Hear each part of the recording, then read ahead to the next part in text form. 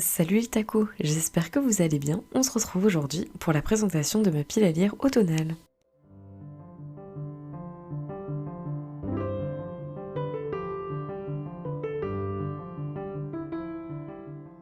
Pour cette nouvelle saison, j'ai décidé de m'amuser un peu. Deux challenges me tentent bien pour les mois à venir, le Pumpkin Autumn Challenge de Guy Mostarier, mais aussi le Cocorico Challenge de Camelot Magicado. Pour vous présenter rapidement ces événements, le pack se déroule de septembre à novembre et le fil conducteur est l'automne au travers de différentes sous-catégories. Le Cocorico se déroule sur la même période et le but est de lire de la SFFF francophone, science-fiction, fantasy, fantastique. J'ai décidé d'élargir ces challenges à la saison automnale en suivant les menus et sous-catégories du pack. Ma pile à lire pour l'automne est donc composée de romans, de BD et de graphiques, mais aussi de séries et de films. Je n'ai pas ajouté de jeux vidéo puisque je suis une grosse froussarde et que les jeux d'horreur, tout comme les films d'horreur, ne sont pas vraiment des parties de plaisir pour moi. On commence tout de suite ma pile avec le menu Automne frissonnant.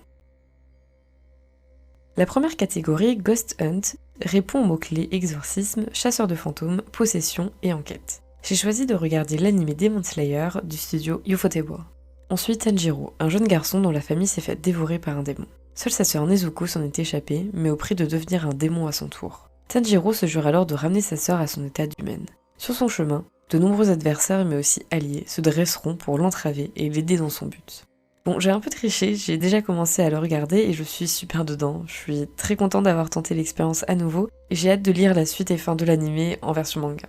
Pour la sous-catégorie Le portrait du mal, il fallait choisir une couverture sur laquelle est dessiné un visage. J'ai deux BD qui correspondent à ce critère, Babel de Xavier Casozago et Dimitri Avramoglou, et Décorum de Jonathan Hickman et Emma Cuddleston. Ce sont des titres que je dois lire depuis un moment et la catégorie me semble parfaite pour enfin les découvrir. Babel est une nouvelle aventure du personnage Lone Sloan de Philippe Douriet, créé dans les années 60, qui voit le jour sous de nouvelles plumes, et Décorum est quant à lui un comics énigmatique résumé ainsi. S'il est vrai que le meurtre constitue un dénominateur commun entre toutes les espèces, il n'en va pas de même pour l'assassinat, qui relève plutôt de la vocation. Enfin, la sous-catégorie des Sakuma Drops au milieu des Lucioles est totalement inspirée du film Le tombeau des Lucioles, d'Isao Takahata, que je n'ai pas encore vu. Ce sera donc l'occasion. Ensuite, deux enfants japonais, orphelins suite au lancement d'une bombe incendiaire sur leur ville natale, Kobe. C'est un récit qui prend place en 1945 et qui a l'air très poignant par son témoignage. Passons maintenant au deuxième menu, l'automne de l'étrange. La première sous-catégorie, les mystérieux habitants de Pottsfield, avec les mots-clés automne, Halloween et Salem, va me permettre de lire La maison qui parcourait le monde de Sophie Anderson.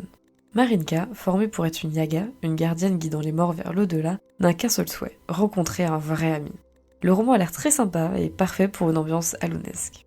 J'ai ensuite choisi Cro-Blanc de Jack London pour la sous-catégorie La cueillette des champignons du fait du mot-clé forêt.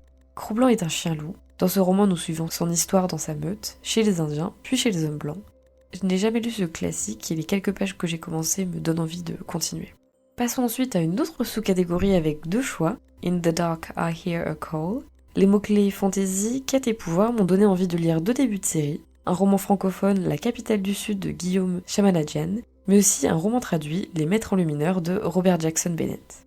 Le premier se déroule dans la cité, où Nox se retrouve emporté dans des enjeux politiques qui le dépassent, et le deuxième roman se déroule dans la cité de Tevan, reposant sur la magie de l'enluminure. On y suit Santia, jeune voleuse au don de revivre le passé des objets, poursuivie par un adversaire de taille. J'ai très hâte de lire ces deux romans, donc j'espère avoir le temps de les lire avant décembre. Enfin, j'aimerais finir ma lecture de Hooky de Myriam Bonastriture pour la sous-catégorie soit vent, rêve, cendre et néant, soit nuit, noir à mes souhaits. Les mots-clés validés seront sorcière, sauvetage et disparition. Dany et Dorian, frères et sœurs apprentis magiciens, sont déclarés traîtres par leur propre royaume. Aidés par de drôles de personnages, ils tenteront de prouver leur innocence. Voilà pour le menu le plus chargé. Pour la suite, dans le menu Automne douceur de vivre, j'ai listé quelques livres.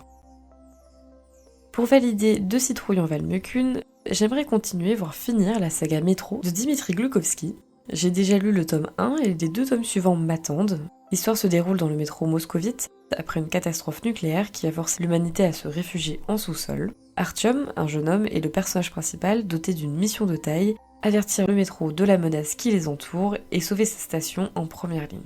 Le premier tome était sympa, mais certains éléments m'ont un peu ralenti, donc j'ai hâte de voir la suite et ses améliorations.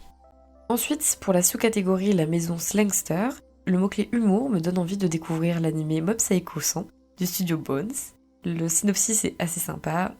Kageyama Shigeo a des pouvoirs psychiques. Il peut plier et soulever n'importe quel objet avec son esprit. Cependant, il s'est lentement refusé d'exercer ses capacités en public, car sa trop grande puissance peut infliger des conséquences négatives aux humains normaux. Aujourd'hui, la seule et unique chose qu'il désire est de sortir avec une fille de son collège, Tsubomi. Avec son mentor, qui ne possède aucun pouvoir, il continue de vivre paisiblement en essayant de réaliser son but. Enfin pour ce menu, avec les mots-clés famille et transmission, j'ai envie de me lancer dans un roman français, Les Furtifs d'Alain Damasio. Pour la sous-catégorie, il n'y a jamais trop d'épices dans ma pumpkin pie. Lorsa et sa femme Sahar ont vu leur couple brisé par la disparition de leur fille unique de 4 ans, Tishka. Sahar ne parvient pas à faire son deuil alors que Lorsa, convaincue que sa fille est partie avec les furtifs, intègre une unité clandestine de l'armée chargée de chasser ces animaux extraordinaires. J'ai hâte de voir ce que ce roman peut donner, puisque j'avais adoré La Horde du Contrevent. Nous voilà déjà au dernier menu, Automne rayonnant. Je participe à la lecture commune d'After d'Oriane Velten, qui compte à la fois pour le pack et le cocorico, puisque c'est un roman français qui valide les mots-clés écologie, science-fiction, post-apocalyptique, de la sous-catégorie You Cannot Eat the Money. Une société utopique semble profiter d'une vie paradisiaque, totalement apaisée et égalitaire. Pourtant, l'un des membres de cette communauté ne peut s'empêcher de se poser mille et une questions, surtout, y compris sur l'avant. Une particularité qui fait de Camille la personne idéale pour remplir une mission d'exploration. C'est donc avec Paul que Camille part pour les terres renoncées, une zone inhabitée et hostile, en quête d'une mémoire oubliée. Rapidement, leur découverte dépasse l'entendement, au-delà de ce qui peut être imaginé. Pour finir en beauté, j'ai envie de regarder Mes voisins les Yamada de Isao Takahata pour la sous-catégorie Le don de Meriwick, afin de valider les mots-clés bienveillance, amour et relations. Le film a l'air drôle et touchant, donc j'ai hâte de le voir. Voilà pour ma pile à lire de l'automne, j'espère pouvoir lire tous ces titres, et si ce n'est pas le cas, en priorité les titres français que j'ai sélectionnés, il n'y en a que 3 donc ça devrait aller.